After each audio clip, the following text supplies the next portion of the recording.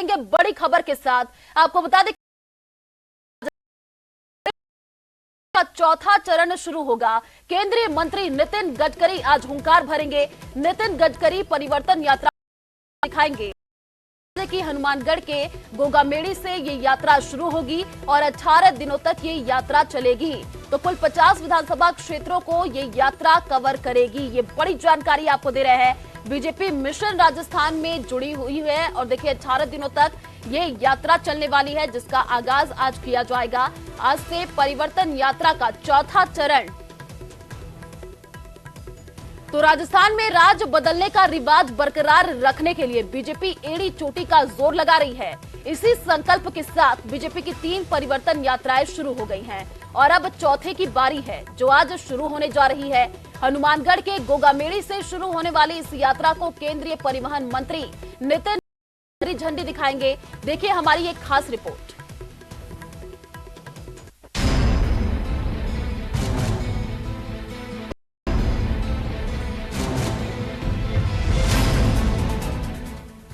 भीषण हुआ राजस्थान का रण। 5 सितंबर से परिवर्तन यात्रा का चौथा चरण।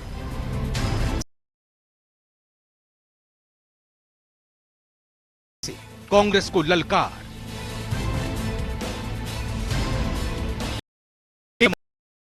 गडकरी भरेंगे हुंकार।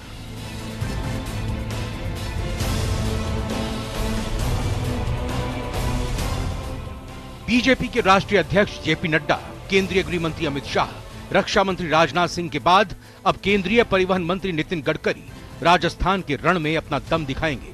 जी हां, गडकरी 5 सितंबर से शुरू हो रही बीजेपी की चौथी परिवर्तन यात्रा को हरी झंडी दिखाएंगे।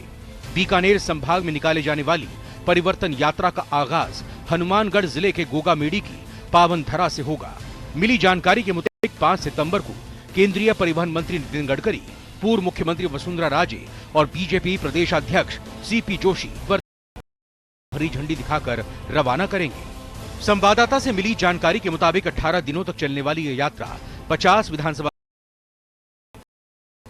2128 किलोमीटर चलने वाली इस यात्रा के मार्ग में बीकानेर, चूरू, श्रीगंगा, हनुमानगढ़ और अलवर जिलों की विधानसभा सीटें आएंगी। लोक देवता गोगा जी को उत्तरी राजस्थान में भगवान के रूप में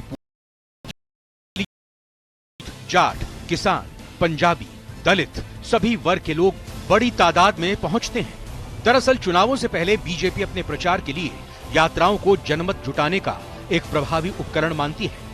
2002 में जब वसुंधरा राजे राजस्थान बीजेपी के अध्यक्ष बनकर आईं, तब उन्होंने परिवर्तन यात्रा के जरिए ही बीजेपी के पक्ष में जबरदस्त माहौल बनाया था, जिसके फलस्वरूप 2003 के चुनावों में बीजेपी को पहली बार 120 सीटों के साथ बहुमत मिला था और वसुंधरा राजे की सरकार बनी थी। लेकिन 2008 के विधानसभा चुनाव में बीजेपी दोबारा सत्ता में नहीं लौटी। हालांकि कांग्रेस को भी स्पष्ट बहुमत नहीं मिला। 2008 के विधानसभा चुनाव में कांग्रेस बहुमत से 4 सीटें पीछे रह गई। अस्थिरता को रोकने के लिए कांग्रेस ने अशोक गहलोत पर भरोसा किया और उन्होंने जरूरी समर्थन प्राप्त कर दूसरी बार मुख्यमंत्री पद की शपथ ली। कुल 200 सीटों में से कांग्रेस ने 96 सीटें जीती थी, जबकि भाजपा 78 सीटें जीतने में सफल रही। 2013 की विधानसभा बीजेपी ने एक बार फिर वसुंधरा राजे पर भरोसा किया और उन्होंने जनमत जुटाने के लिए बीजेपी ने इस बार स्वराज संकल्प यात्रा निकाली। इस यात्रा ने बीजेपी को बम्पर परिणाम दिए। बीजेपी को 200 में से 100 पर विजय मिली और प्रचंड बहुमत के साथ उसकी सत्ता में वापसी हुई। 2018 के विधानसभा चुनाव में भी बीजेपी ने वसुंधरा राजे के नेतृत्व में जनता को फिर से अपनी ओर करने के लिए यात्रा निकाली। नाम दिया विकास यात्रा और दावा किया कि राज्य सरकार राजस्थान के समग्र विकास के लिए प्रतिबद्ध है। लेकिन परिवर्तन का मन बना चुकी प्रदेश की जनता ने बीजेपी के दावे को नकार दिया और कांग्रेस की सरकार बनवा दी।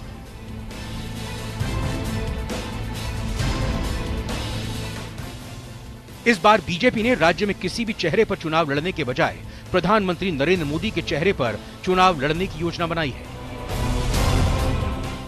बीजेपी को उम्मीद है कि इन यात्राओं और प्रधानमंत्री की जनसभा से राजस्थान में बीजेपी के पक्ष में अच्छा और प्रभावी माहौल बनेगा, जिसका लाभ विधानसभा चुनाव में मिलेगा। बीजेपी कांग्रेस सरकार के भ्रष्टाचार और तथाकथित कमीशन संस्कृति को लेकर जनता के बीच जा रही है। देखना होगा कि यात्रा से बीजेपी वोट की कितनी कमाई कर पाती है? Bureau report, news 18 Rajasthan.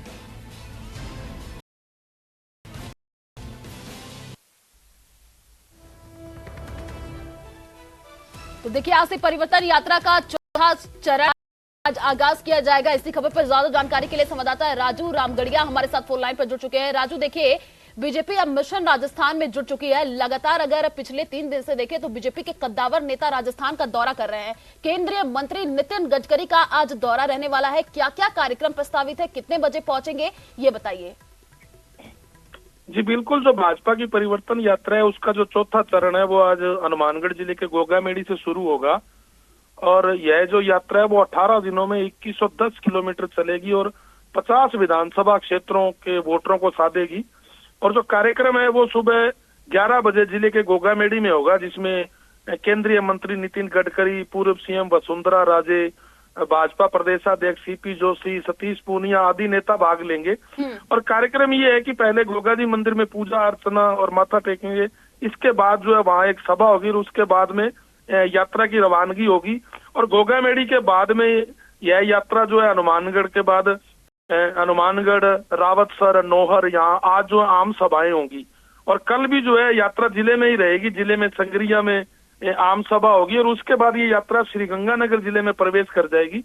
और इस तरह से ये यात्रा 50 विधानसभा क्षेत्रों को कवर 18 दिनों में करेगी, जिसमें यात्रा 2110 किलोमीटर तक चलेगी। जी बिल्कुल राजू, देखिए, कांग्रेस भी अब पूरी तैयारी में जुट चुकी है और बीजेपी भी अपनी पूरी तैयारी में जुटी हुई है, क्योंकि देखा जा रहा है कांग्रेस में लगातार बैठकों का दौर जारी है और बीजेपी में अब यहाँ पर परिवर्तन यात्रा निकाली जा रही है। इस बार क्या चुनौती बीजेपी के लिए रहने वाली है? जी बिल्कुल, हनुमानगढ़ जिले की बात करें तो फिलहाल हनुमानगढ़ जिले में जो 5 विधानसभा सीटें हैं उसमें 2 पर भारतीय जनता पार्टी के विधायक हैं, 2 पर कांग्रेस के विधायक हैं और 1 पर मार्क्सवादी कम्युनिस्ट पार्टी के विधायक हैं। और जो ये यात्रा गोगामेड़ी से शुरू हो रही है वहां इस समय माकपा के विधायक हैं। और दूसरी बात है कि गोगामेड़ी एक बड़ा धार्मिक स्थल भी है, तो दोनों ही कारणों से इस जगह को चुना गया है।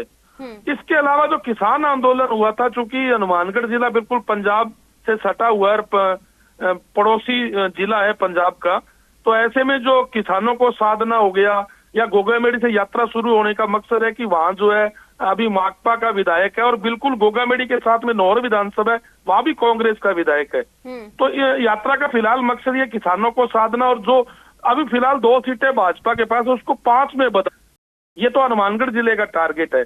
इसी तरह से जो अन्य विधानसभाएं हैं उन सभी पर भी भाजपा का यही जो भी वहाँ के स्थानीय मुद्दे हैं उनको छूना, वहाँ के वोटरों तक पहुंचना, किसान आंदोलन या अन्य जो भी मुद्दे हो, और खासकर जो है हारी हुई सीटों को जीत में बदलना और जीतती जो हुई जो सीटें हैं फिलहाल उसको बनाए रखना, यही यात्रा का फिलहाल जो मकसद है। क्योंकि राजनीतिक कारण से आगे चुनाव नजदीक है और चुनावों को लेकर ही यात्रा निकाल रहे हैं। इसी तरह से कांग्रेस भी अभी 7 सितंबर को जो है भारत जोड़ो यात्रा की वो पहली वो मना रही है। तो इस तरह से फिलहाल जो है वोटरों को साधना और वहां तक पहुंचना यात्रा का मुख्य मकसद है। जी बिल्कुल राजू, देखिए, वोटरों की यहाँ पर साधने की जो कवायद है वो तेज होती हुई नजर आ रही है। इसी वजह से परिवर्तन यात्रा भी निकाली जा रही है।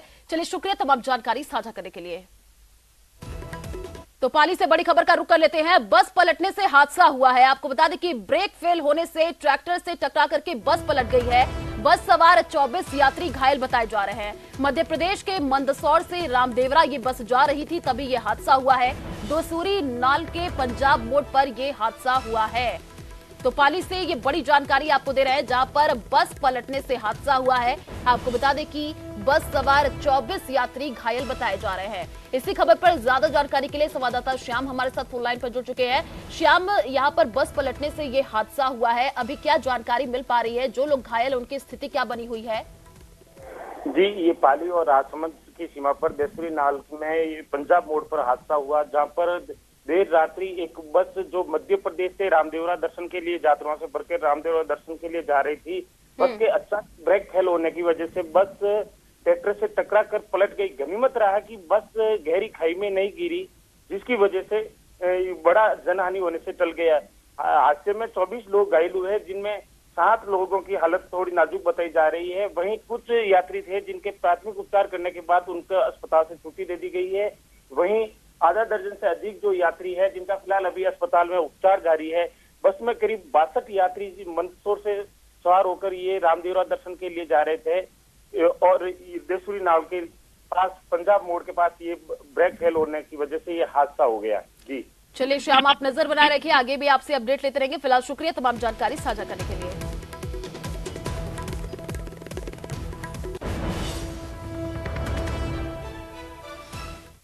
तो जयपुर से बड़ी खबर का रुख कर लेते हैं। आपको बता दें कि प्रदेश में प्रशासनिक फेरबदल हुआ है। 12 आरएएस अफसरों के तबादले किए गए हैं। कार्मिक विभाग ने ये आदेश जारी किए हैं। ये बड़ी जानकारी आपको दे रहे हैं।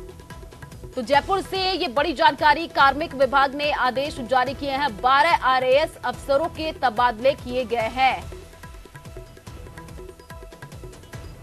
तो प्रदेश में प्रशासनिक फेरबदल देखने को मिला है। 12 आरएएस अफसरों के तबादले किए गए हैं। देखिए, इससे पहले भी कई आरएएस अफसरों के तबादले हुए हैं और एक बार फिर से 12 आरएएस अफसरों के तबादले हुए हैं। कार्मिक विभाग ने ये आदेश जारी किए हैं। जयपुर से ये बड़ी जानकारी आपको दे रहे हैं, जहां पर प्रदेश में प्रशासनिक फेरबदल देखने को मिला है।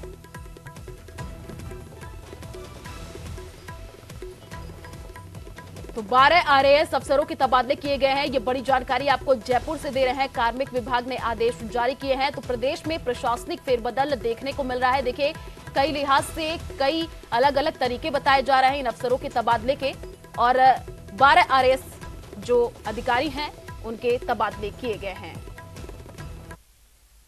तो बूंदी से बड़ी खबर का रुख कर लेते हैं। मंत्री चांदना के धरने का ये पूरा मामला है। मंत्री अशोक चांदना की प्रशासन से वार्ता हुई है। बिजली अधिकारियों से चांदना की बात हुई है और 3 से 4 दिन में व्यवस्था सुधारने पर सहमति बनी है।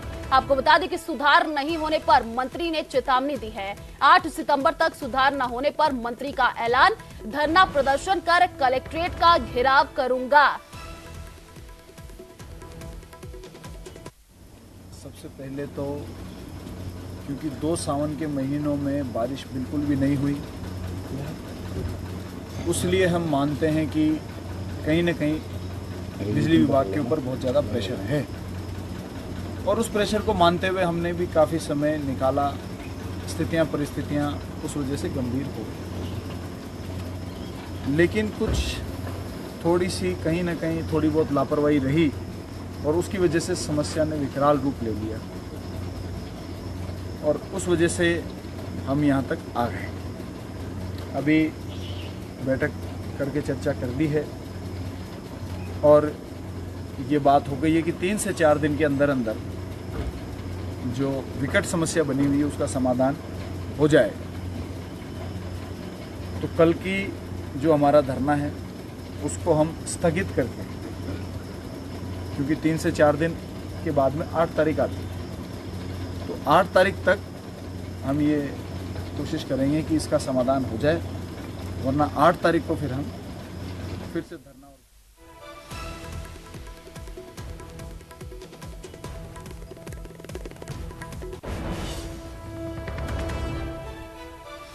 और ज्यादा जानकारी के लिए संवाददाता चैन सिंह हमारे साथ फोन लाइन पर जुड़ चुके हैं। चैन सिंह, देखिए, यहाँ पर हमने मंत्री को सुना है, उन्होंने कहा अगर 3 से 4 दिन में व्यवस्था सुधारी नहीं जाती है तो कलेक्ट्रेट का घेराव करेंगे।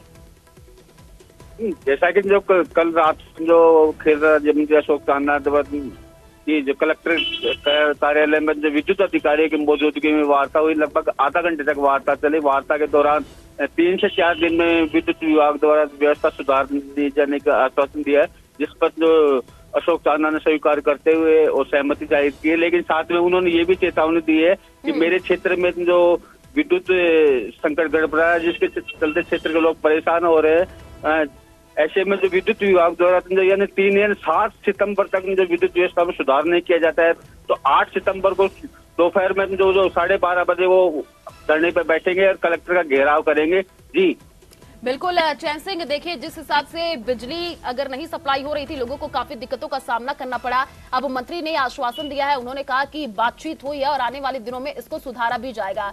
जो ग्रामीण है उनसे आपकी बातचीत हुई हो, उनका क्या कहना है, क्योंकि अब तो ये वार्ता यहाँ पर सफल हुई है? नहीं, जैसा कि जब बूंदी जिले में पिछले मानसून की बेरुखी के चलते जो बूंदी जिले में पूरे जिले में जो विद्युत संकट गहराया हुआ है, किसान परेशान हो रहे हैं, किसानों की जो फसलें सूख रही हैं, जिसके चलते किसानों द्वारा जो जिला प्रशासन और ये मंत्री से गुहार लगाई जा रही थी लेकिन इसी के चलते जो मंत्री ने अपने क्षेत्र के लोगों को परेशानियों को देखते हुए कल ट्वीट करके और विद्युत विभाग का प्रदर्शन करने और कलेक्टर का घेराव करने की चेतावनी दी थी। बिल्कुल, चलिए आप नजर बना रहे, आगे भी आपसे अपडेट लेते रहेंगे। फिलहाल शुक्रिया तमाम जानकारी साझा करने के लिए।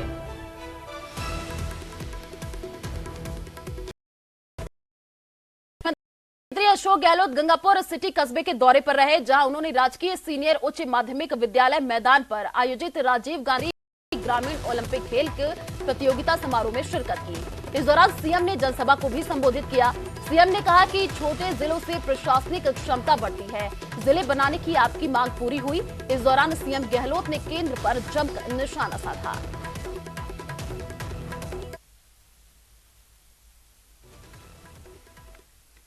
और तो और 500 रुपये में गैस सिलेंडर हिंदुस्तान में कहीं नहीं।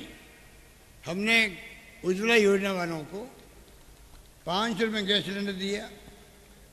हमारा दबाव इतना पड़ा भयंकर, अभी केंद्र सरकार को भी 200 रुपये कम करने पड़े सिलेंडर के, क्योंकि हमने 500 कर दिया। आज मैं मांग करूंगा गंगापुर के धरती से, यहाँ आके गए थे, अमित शाह जी आके गए थे, अमित शाह से, प्रधानमंत्री मोदी जी से, आप भी जो है योजना आपकी है, आपने उज्ज्वला योजना चलाई थी। अगर स्टेट गवर्नमेंट 500 रुपये में दे सकती सिलेंडर, क्यों नहीं 500 कर सकते हो? मुझे जवाब दे, अमित शाह जवाब दे। हमारी योजना तो बहुत लंबी चौड़ी लिस्ट मेरे पास में है।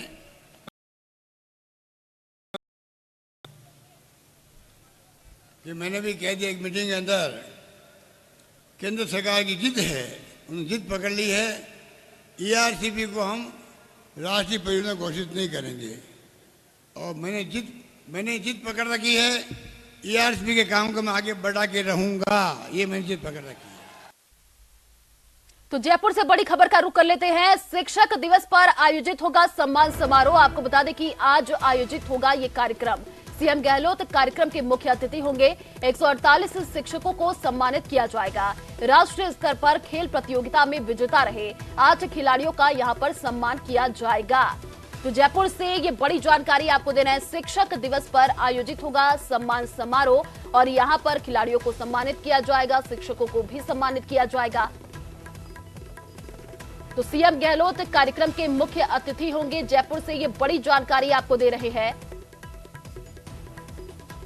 आज कार्यक्रम का आयोजन किया जाएगा। शिक्षक दिवस पर सम्मान समारोह का आयोजन और सीएम अशोक गहलोत कार्यक्रम के मुख्य अतिथि होंगे। तो 148 शिक्षकों को सम्मानित किया जाएगा और राष्ट्रीय स्तर खेल प्रतियोगिता में विजेता रहे 8 खिलाड़ियों को भी यहां पर सम्मानित किया जाएगा। आज ही इस कार्यक्रम का आयोजन होना है। तो शिक्षक दिवस पर सम्मान समारोह का आयोजन होंगे, शिक्षकों को यहां पर सम्मानित किया जाएगा, साथ ही साथ खिलाड़ियों को भी सम्मानित किया जाएगा।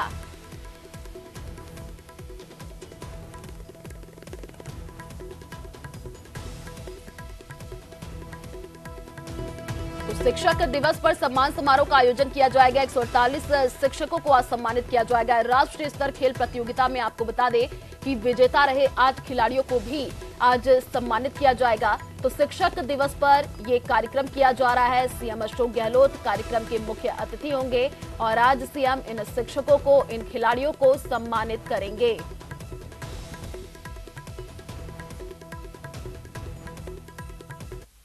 तो टोंक से बड़ी खबर का रुख कर लेते हैं। टोंक दौरे पर रहेंगे उपराष्ट्रपति जगदीप धनखड़। आपको बता दें कि डिग्गी कल्याण जी मंदिर में दर्शन के बाद कोटा जाएंगे। लोकसभा अध्यक्ष ओम बिरला भी साथ रहेंगे। तो सुबह 9:30 बजे वायुसेना के हेलीकॉप्टर से आएंगे। 1 घंटे का ये पूरा कार्यक्रम रहेगा। टोंक से बड़ी जानकारी आपको दे रहे हैं। टोंक दौरे पर उपराष्ट्रपति जगदीप धनखड़ रहने वाले हैं। सभा अध्यक्ष ओम बिरला भी उपराष्ट्रपति के साथ रहेंगे। सुबह 9:30 बजे वायुसेना के हेलीकॉप्टर से आने का कार्यक्रम बता रहा है। तो डिग्गी कल्याण जी मंदिर में दर्शन के बाद से कोटा जाएंगे।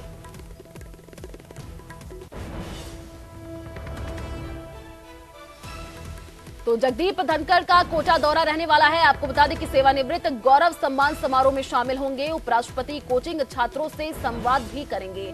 समारोह में प्रहलाद जोशी और ओम बिरला भी शामिल होने वाले हैं। तो जगदीप धनखड़ का आज कोटा दौरा रहने वाला है। देखिए, उपराष्ट्रपति आज कोचिंग छात्रों से यहां पर संवाद करते हुए नजर आएंगे।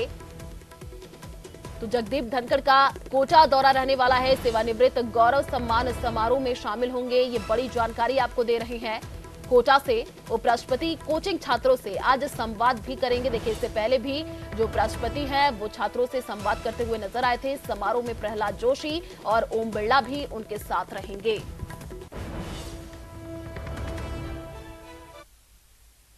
तो जयपुर से बड़ी खबर का रुख कर लेते हैं। कांग्रेस राष्ट्रीय अध्यक्ष कल राजस्थान आएंगे। भीलवाड़ा के गुलाबपुरा में किसान सम्मेलन को संबोधित करने वाले हैं। सुखजिंदर रंधावा, गोविंद सिंह डोटासरा भी भीलवाड़ा जाएंगे। तो देखिए, किसान सम्मेलन की जो तैयारियां हैं उनका जायजा लेने के लिए जाएंगे। कल मल्लिकार्जुन खड़गे किसान सम्मेलन को संबोधित करने वाले हैं। जयपुर से ये बड़ी जानकारी आपको दे रहे हैं। कल मल्लिकार्जुन खड़गे किसान सम्मेलन को संबोधित करेंगे। तो कांग्रेस के जो राष्ट्रीय अध्यक्ष हैं उनका दौरा रहने वाला है और दौरा से पहले जो है तैयारियों का जायजा लिया जा रहा है। और इसी खबर पर ज्यादा जानकारी के लिए संवाददाता बाबूलाल हमारे साथ फोन लाइन पर जुड़ चुके हैं। बाबूलाल, देखिए, भिलवाड़ा के गुलाबपुरा में किसान सम्मेलन को संबोधित कांग्रेस के राष्ट्रीय अध्यक्ष करने वाले हैं। आने वाले दिनों में चुनाव भी है, उस नजर से क्या ये संबोधन काफी महत्वपूर्ण हो जाता है? बहुत ही महत्वपूर्ण है, क्योंकि बीजेपी की राजस्थान के चारों कोनों में परिवर्तन यात्राएं चल रही हैं और ऐसी सूरत में कांग्रेस पार्टी जो है सत्ता में वापसी के लिए जद्दोजहद कर रही है। राहुल गांधी की मानगढ़ में हुई जनसभा के बाद में मुख्यमंत्री अशोक गहलोत की सभाएं जरूर हो रही हैं, लेकिन कोई बड़ा इवेंट बड़े नेताओं का नहीं हो रहा था। तो उसी कड़ी में अब मल्लिकार्जुन खड़गे को बुलाया जा रहा है, जो भीलवाड़ा में किसानों और पशुपालकों से रूबरू होंगे। कल बड़ी जनसभा वहां पर आयोजित होने जा रही है। तो कांग्रेस भी मुकाबले में बने रहना चाहती है। उसको लगता है कि अगर चारों कोनों में अगर कमल का फूल खिलाने के लिए अपने कार्यकर्ताओं के साथ जनता का भरोसा जीतने की कोशिश कर रही है, तो फिर उसे भी एक नई शुरुआत करनी पड़ेगी। इसलिए मध्य राजस्थान पर उसने फोकस किया है और रामलाल जाट जो कि मंत्री है सरकार में और डेयरी के क्षेत्र में कोई 30-35 साल से काम कर रहे हैं, तो उनको जिम्मा दिया गया है।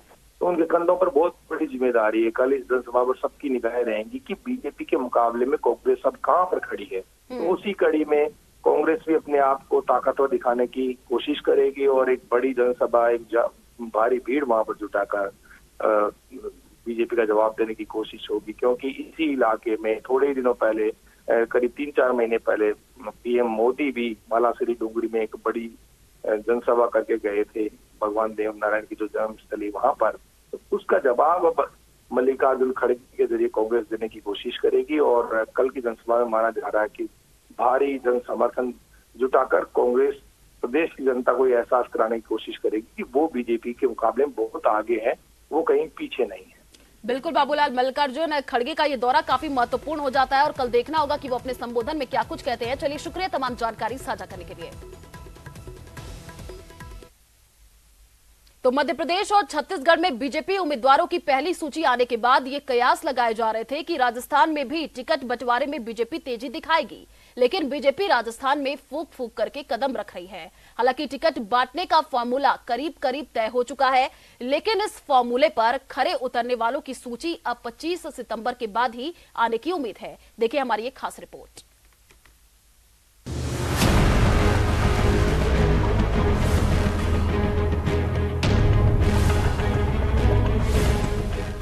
कई सीटों से युवाओं को मौका देने पर विचार। उम्र, सियासी पकड़ के साथ सर्वे बनेगा आधार।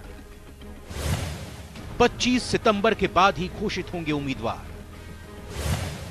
टिकट बंटवारे का फॉर्मूला तैयार। राजस्थान विधानसभा चुनाव का घमासान पूरी तरह परवान पर आ चुका है, लेकिन इस घमासान में कांग्रेस और बीजेपी के कौन कौन पहलवान अपना दम दिखाएंगे, अभी यह तय नहीं हो पाया है। कांग्रेस जहां फीडबैक के जरिए जिताऊ उम्मीदवारों की तलाश में जुटी है, तो बीजेपी फिलहाल परिवर्तन यात्रा के जरिए सत्ता वापसी की राह बनाने में जुटी है। हालांकि जिस तरह से बीजेपी ने मध्य प्रदेश और छत्तीसगढ़ में उम्मीदवारों की पहली सूची जारी की थी, उस हिसाब से तो राजस्थान में भी पहली लिस्ट आ जानी चाहिए थी।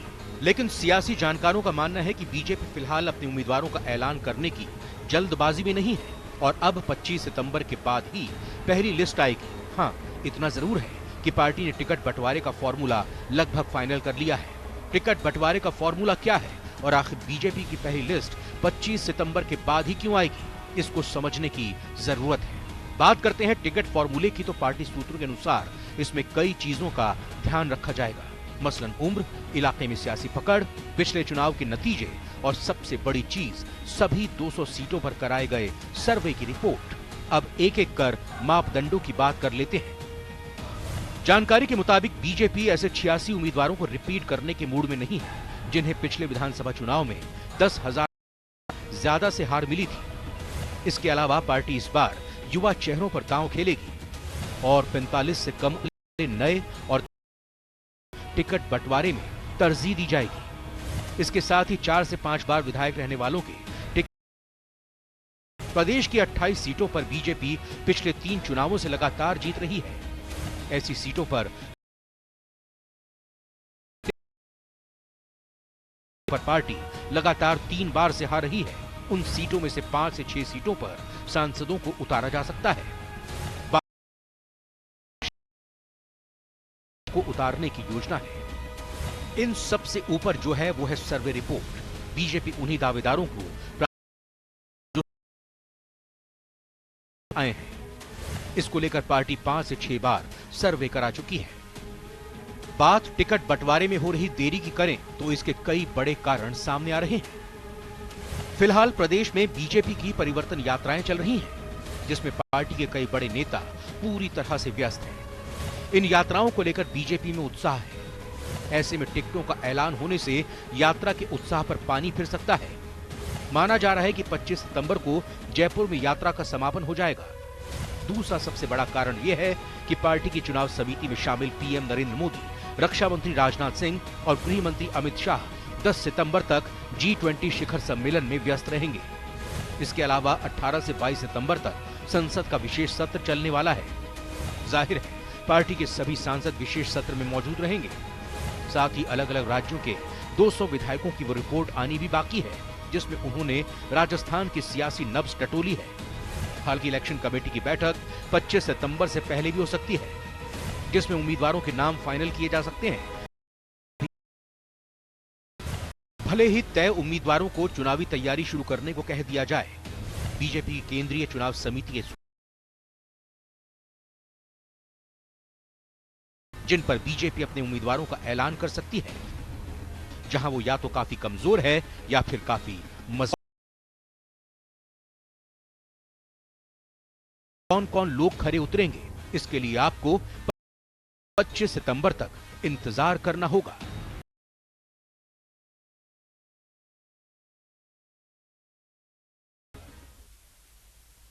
तो नीमकाथाना जिले के खेतड़ी में बड़ी मात्रा में पुलिस ने अवैध विस्फोटक जब्त किया के एक ट्रक से जब्त किया है। ट्रक से पुलिस को 301 कार्टूनों में विस्फोटक सामग्री मिली है, बताई जा रही है। वहीं पुलिस ने एक आरोपी को भी गिरफ्तार किया है।